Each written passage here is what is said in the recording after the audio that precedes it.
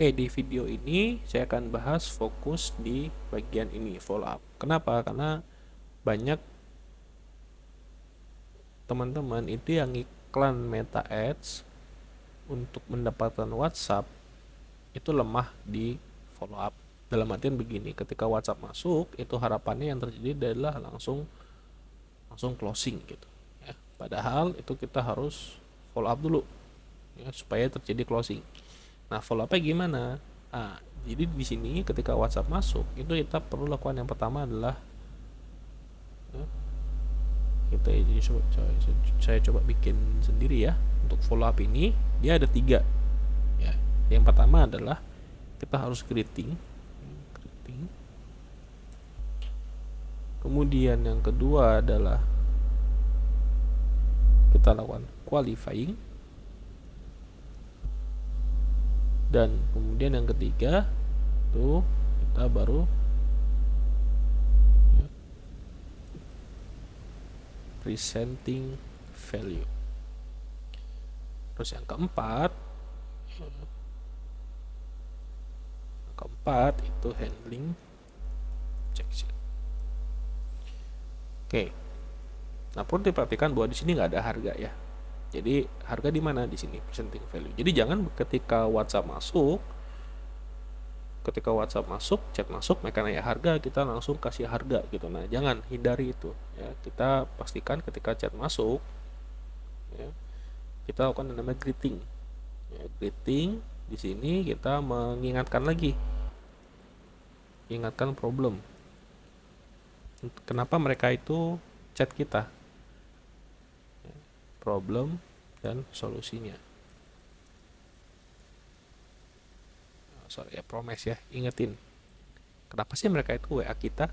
Ya, apa sih problem yang mereka hadapi dan apa sih janji yang kita berikan ke mereka?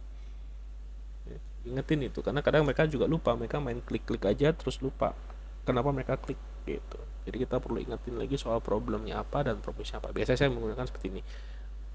Halo Kak, selamat pagi, terima kasih telah menghubungi Zal Latif gitu ya. Kami membantu pemilik bisnis yang ingin dapat prospek tiap hari gitu. Nah, jadi seperti itu. Jadi ingatin lagi apa yang problem yang mereka hadapi atau apa yang kita janjikan. Setelah greeting, kita qualifying. Bener nggak sih chat yang ngechat ke kita ini orangnya serius gitu ya. Jadi sebelum kita bikin penawaran, sebelum kita ajakin survei, kita tanya dulu nih. Kita kualifikasi mereka dengan 3 pertanyaan minimal.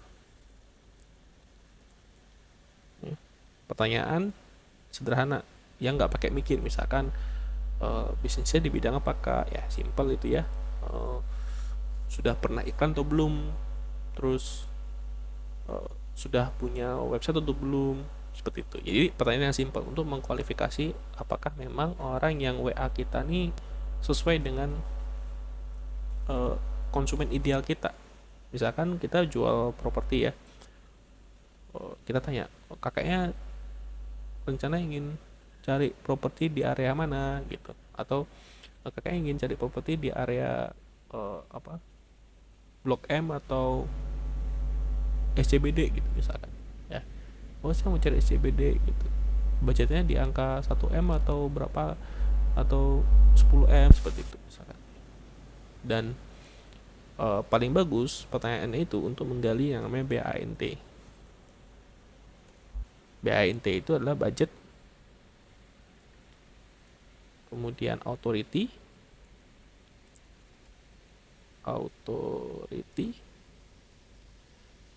terus kemudian need dan time. Budget, bisa kita tanya budget iklannya di angka di 50.000 atau 100.000 sehari Kak gitu misalkan.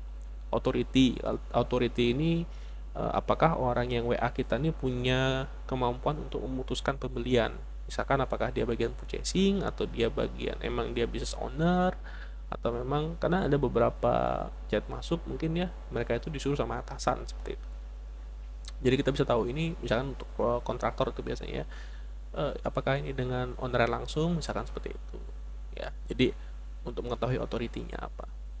kemudian need, kebutuhannya, ada nggak dia kebutuhan itu. Misalkan kalau misalkan saya di iklan, saya tanya, sebelumnya pernah iklan kak gitu ya, jadi untuk mengetahui butuh nggak dia ini. Kemudian time, kapan dia butuhnya, biasanya untuk proyek ya, rencana mau mulai proyeknya bulan ini atau bulan depan kak gitu ya, untuk mengetahui time-nya. Jadi kalau misalkan dia nggak jawab, berarti kan wah ini orang nggak serius gitu. Sebenarnya ada lagi banyak framework yang bisa dipakai, tapi ini bisa teman-teman coba ya, minimal 3 pertanyaan ya, minimal.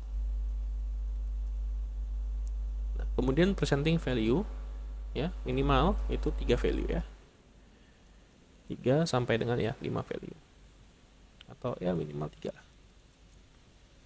Nah, 3 value ini apa? Value apa yang kita tawarin ke customer, apa yang mereka dapetin, fiturnya apa aja, benefitnya apa, kemudian apa manfaatnya di kehidupan sehari-hari mereka. Nah, itu kita harus bisa menjelaskannya dengan baik.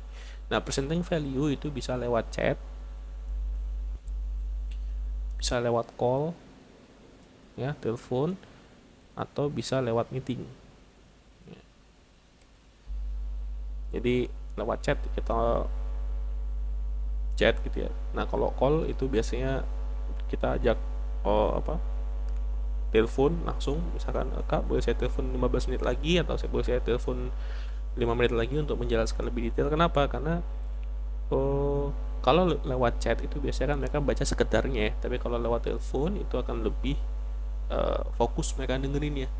Nah, apalagi kalau bisa meeting, bisa ketemuan, nah itu akan lebih enak lagi. Nah, biasa kalau kita jual mobil, itu mungkin kita bisa ajak test drive, atau kita bisa ajak ngopi mungkin ya. Kalau misalkan teman-teman jual asuransi, itu kan biasanya ajak ketemuan ya untuk bahas soal asuransinya gitu ya.